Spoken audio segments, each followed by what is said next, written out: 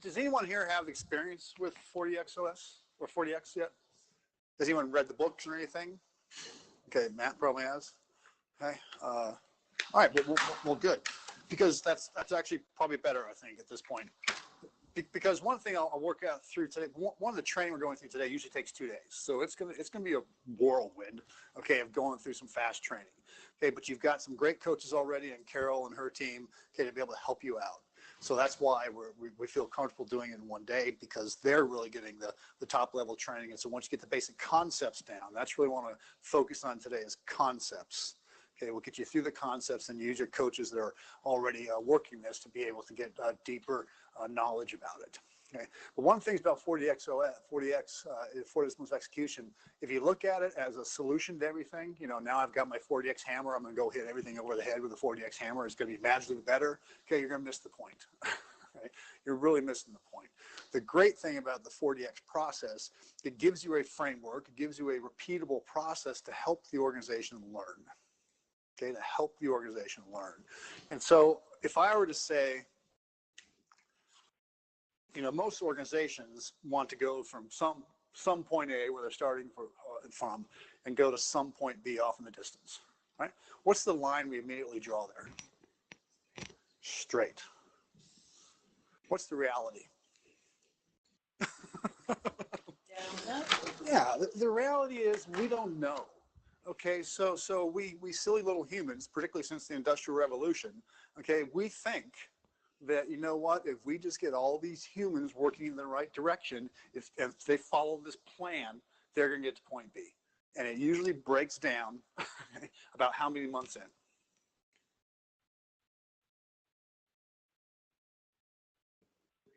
About 3 months. And why is that? Because our real job gets in the way. Yeah. It takes about that time to lose the glitz and glamour of the new thing. Yep. And we realize that we're not being held accountable. Yep. Who here has tried to change a habit? Yeah. How long do they say it takes to really change a habit? 20 days minimum. Okay, minimum. And that's talking about one person. Now, how do you change the habits of an organization? And so what ends up happening is we get these really good ideas. Hey, we want to go to point B, and everyone's like, woohoo, let's go. Then about 2 to 3 months in, if you're not changing your habits, you're not changing the behaviors that need to go along with that, all of a sudden we can do it a little bit. Okay, we can force ourselves to do some things for about 1-2 months. And then pretty soon, okay, it's like 2 months after New Year's Eve, I'm going to the gym for the first month. And now I'm kind of going to the gym the second month. I'm not going to the gym anymore. I'm not doing it anymore. Okay, because we haven't changed all the habits and behaviors that allow us. Because what we're trying to do is force, the organization down this line. But if we recognize what's really going to happen, we're going to start doing something. And it may or may not work. We're going to accept that. Okay, but we're going to stop. We're going to think about it, okay, through a repeatable process. In the 4 disciplines, it's every week. Okay, we're going to have a pause. We come back together as a meeting, seeing what's working. All right, well, that's not working. Let's try something different. Ooh, that looks like it's getting us there. Okay, great. Let's keep doing that then. That works, and then something else happens. Like, well, geez, now all of a sudden we hit an obstacle, and we can't do that. Okay, because often once we get past some of the behaviors, we start to change our behaviors, then what do we run into? So the people are starting to do the right work, you're starting to learn. Then what do you run up against? What's that? The system. The system.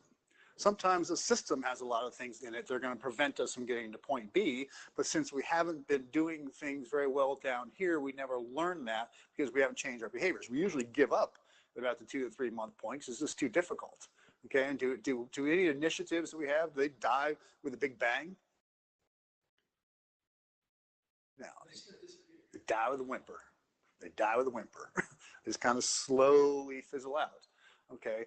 Because we have to change our behaviors first. Once we start to change our behaviors and execute very well around those behaviors, then we start to find the systemic problems that we need to change. That's where Jonathan and his team come in.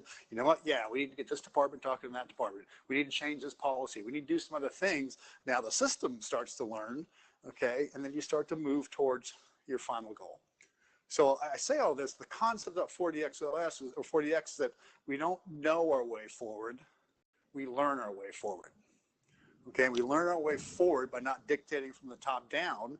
The leadership has responsibility for saying, here's where we're going. Okay, now you all figure it out. And each successive level, okay, is responsible now for contributing to this goal. And once you get this process in place and you're meeting on a weekly basis to learn about whether the commitment you're making is working, you keep changing your commitments and you keep learning through the process. And the entire system now is more learning together about how to move towards point B. Okay. Doesn't that sound wonderful?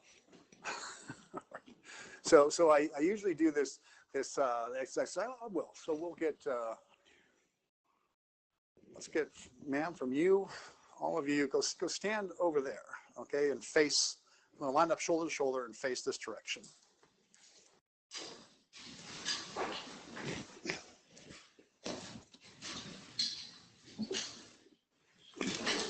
Okay, so for every 10 initiatives an organization has, okay, how many fail?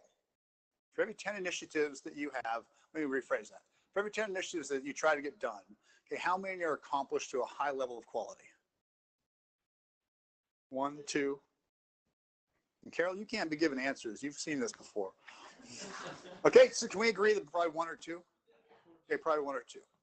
Okay, so out of every 10 people you have in an organization, how many people, every time you say, here's what we're going to do, those people just run with it?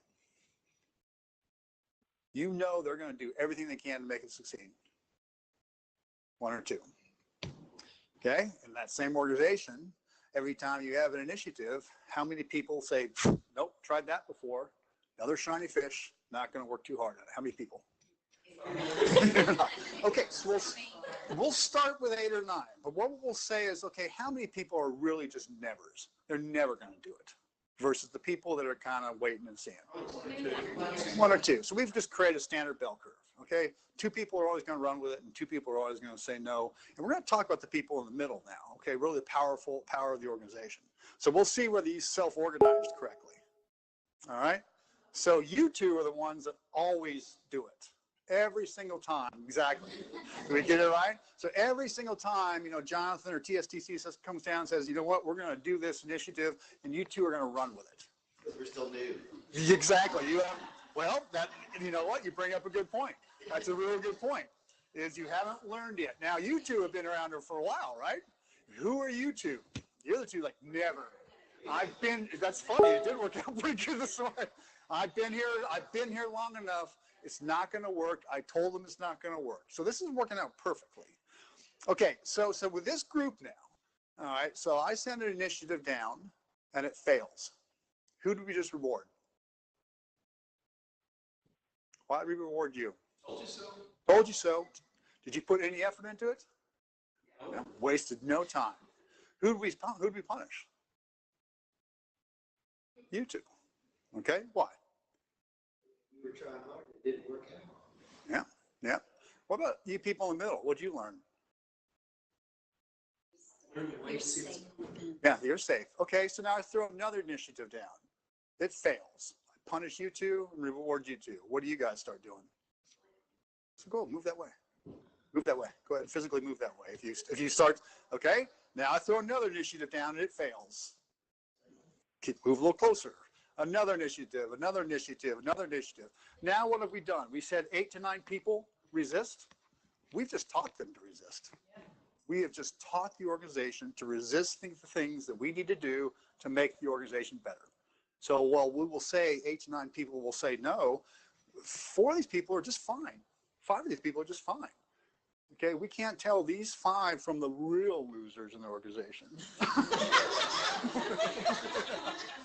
We can't, so we clump them all in and we say every time we try to get something done, God, these people just don't get the work done. You know, they're just not getting it done. Okay, and we're blaming them all. But who's the real problem? No. The organization. Yeah, because they're rewarding. The organization doesn't have processes or structures in place to make sure that we put an initiative in place, it's going to be completed. We feel it's going to be completed. And we reward the right people. Now, what's the worst thing that can happen to these people? Well, most likely what happens to these people? They leave. Okay. What's the worst thing that happens to them? Yeah. Those two people who've got lots of credibility, lots of skill, lots of ability, go down to that side. Now the 4 of you or the 5 of you are listening to people with legitimacy. Okay, that's when the organization completely fails. Okay, so now let's rephrase this. Okay, if you have a process, you have a structure in place that, you know what, if we're going to put an initiative in place, we're going to put a lot of time and energy and effort around to make sure it succeeds to a high level of quality. So we throw it down and it succeeds. All right, we reward you two. And what do you guys start doing? Okay, another one succeeds, another one succeeds. Okay, now we can really tell who the losers are in an organization. Okay. And what do we do now? Now we've got a different issue. Now we can separate them from the rest of the people. Okay, so this is what the power of the process is. Okay, but now what we have to say is we got to be, one, smart about the initiatives we choose. We have to recognize that people can't do everything. Okay, so we've got to be very, very smart about the few things we're going to say are so important. We're going to put this process around and make sure it succeeds because we want to reward our people. We want to make sure that people know that if I'm going to put time and effort into this, it's going to succeed. Okay, and then we can start to deal with, no, you'll never move over. And then we can start to find the people who are really enjoying our organization. Okay, so that's what the concept about 4DXOS is. So one, thanks, appreciate this. So that's the two biggest concepts here. Is let's create a process. Let's create a process that allows the organization to learn forward. Okay, and let's pick the right things, the right amount of the right work. Okay, and put a lot of effort around that right work. Okay, to get it done. So we start to teach our organizations. Okay, that we can succeed. Okay, that's what we're trying to do here. Okay, and so what's your role as a coach? What is a coach? Throw some ideas out about what a coach should do. Encourage. Courage. Guide. Guide.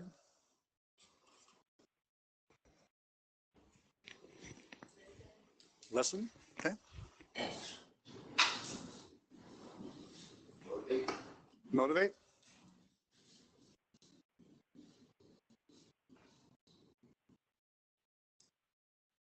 Teach. Teach.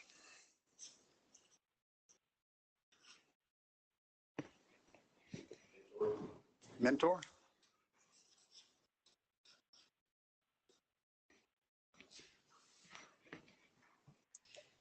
Stay positive. Positive. Whoa, hey, geez. Okay. And the coach should believe in the process. Believe in the process.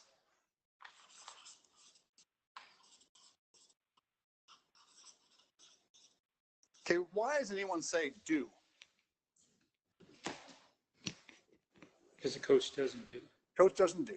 I mean, you ever see an NFL football player coach run out in the field and say, what, you idiots are getting it all wrong. I'm going to play this game now. The players do it. You play. Players do it. The coaches prepare the players, okay, prepare the people behind the scenes, okay, for the game. So that's one of the first concepts we want to get across here. Okay, your job is not to do the work. Your job is not to have the answers. Your job is to know the process, know the system, okay, be a thought partner, encourage the team leads, okay, work through your team leads, work through your champions. These terms will become more apparent as you go through this. You work through them, okay, to get their job done. They're responsible for figuring out what their job is. Okay, they're responsible for working with their team members. Okay, you're just working with the system and with the process, okay, to keep fidelity, to encourage, to motivate, to think with them, but they're responsible for doing the work. So that should be a big relief off your shoulders right now. I don't really have to do a lot of work, okay? I just need to help guide the process through it. All right, so any questions up to this point? Thoughts? Does this sound? Everyone want to stay seated or someone want to leave? All right, if you don't mind, just quick